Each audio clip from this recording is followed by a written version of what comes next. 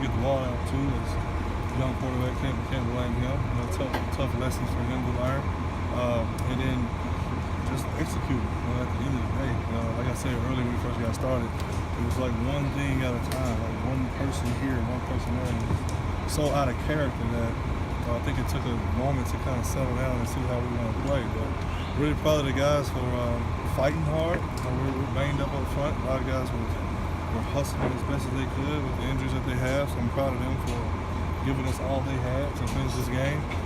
Just came up short. Young fella, he'll learn from this, his mistakes that he made, and we'll get better for it. What do you think caused the players to be out of character? I don't know. We'll watch the tape. I haven't watched the game yet. We'll watch the tape and see what happens. Anything in particular you liked out of JT and the offense? He just kept fighting. He got knocked out early. Really, the first drive, he got a really serious hand injury, and that's why you saw Fink come in for a drive.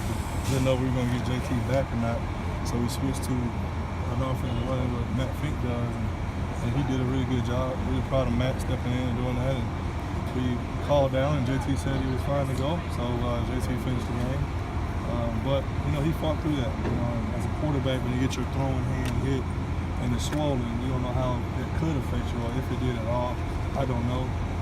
But the kid fought hard. I'm proud of him. Was it a finger or a hand? The whole hand was swollen. Yeah. On the 4th and 2 before the end of the first half, Yeah. Do you like that play that you guys did, or was it the execution? We were running the ball really good, and then it added up. They made a good play. But they had a D lineman that fought hard and got open and made the tackle. The sack fumble was another Talking about thing. the 31 was. No, the 4th and 2 on JT. Oh yeah, no, it didn't happen. There was opportunities there for that play to happen. Just not gonna blame it. Got it.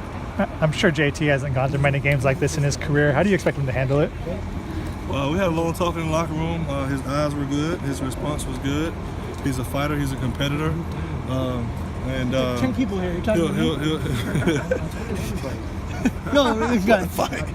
We're just trying to do our job. No, we're fine. Can't you just go down in the light area? Why are you touching me, though? I'm just trying to Don't touch me. No. You touched me earlier.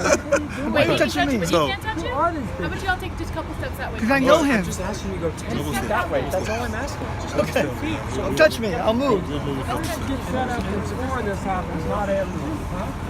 All right. So what were you saying again? Just how do you expect JT to handle this game? Yeah, I thought his eyes were good. We just talked about when you're a young quarterback that there are going to be some tough lessons like this to learn from. You're going to watch the film and see the obvious lessons to learn from. But I told him to keep his head up. He should be in high school still and not on the road playing Stanford. But, what are those? I'm happy for him. What are those? We'll watch it on film. What are those lessons? We'll see the tape and we'll learn from it. Is that the kind of thing, seeing him play through that hand injury and fight through? Yeah, it was good. That's the kind of stuff that everybody needs to see. Yeah, you gain respect for your teammates. They saw how it looked, and for a moment, we didn't know if he was going to come back in the game, and he came back out of the game. Made some good throws, and then some of them, went the other way. And so, but it's a give and take, and you're going to play a kid that young and on the road against a quality opponent. I'm not taking anything away from Stanford. They're a quality opponent, Pac-12 North champions, but we'll see them again, and we'll be better after this game. Given everything that you guys were able to accomplish a week ago on offense, did you ever foresee that it could be this challenging a week later? Well, as me going into every game, I'm always thinking about what could possibly go wrong. You got to be prepared for the worst. What if a lineman goes down? What if a back or a quarterback? So I'm always thinking of those things anyway. But I thought we had a good game plan. We ran the ball really, really well. We exploited some things in the passing game. Guys were getting open, and we got to protect a little bit better. And we got to just execute a little bit better when those opportunities are there to be made. How do you feel like the O-line play is just so up and down from week to week a lot of the time? I'm not going to come in on just blaming anyone right now because I haven't watched the tape. I got to really look at where the breakdowns happen. I know we did have some breakdowns. That's obvious. But I can't say exactly what it was at this moment because I haven't seen it yet. But we got to do better. The bottom line, we got to do better, and to give us a chance to win games. At the end of the day, just too talented of a team to score just 3 points. One more time. At the end of the day, it's just too talented of a team to score 3 points. Talking about USC? Yeah. But I don't care how much time you have, you got to execute. I mean, the NFL is full of talent. Sometimes you don't execute, you don't score points. I don't care if you're in Little League or where you are, you got to execute. and we just didn't do that tonight. Why not? Why do you think not? I don't know. You gotta watch the tape. You gotta watch the film. Like I said earlier, before you got here, it was just one person here and there. You get them all blocked on the front side, and one guy's free on the back side. Getting them all blocked in one protection, and then one guy comes free.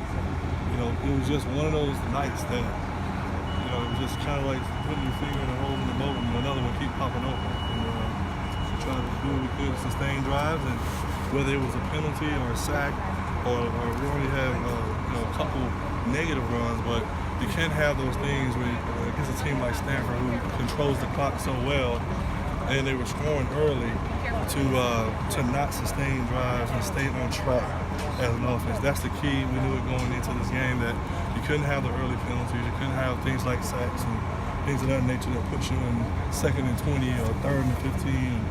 Those long situations with a young quarterback, you just can't live that way. So we got to fix those things.